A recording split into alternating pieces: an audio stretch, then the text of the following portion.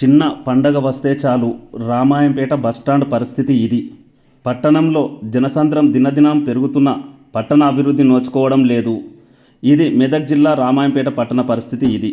చిన్న చిన్న పండగలు వస్తే చాలు ప్రధాన రహదారిపై కాలు పెట్టాలంటే భయపడుతున్నారు ప్రయాణికులు. ఇది ఇలా ఉండగా రామాయంపేట బస్టాండ్ పరిస్థితి మరీ ఘోరం. ఒకవైపు షాపులు, మరొక వైపు డివైడర్లు.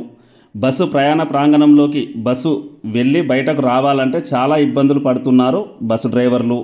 ప్రయాణ ప్రాంగణం నుండి బస్సు బయటకు వచ్చే వద్ద ద్విచక్ర వాహనాలు, కార్లు ఆపి ఉండటంతో పలు ప్రమాదాలు జరుగుతున్నాయి.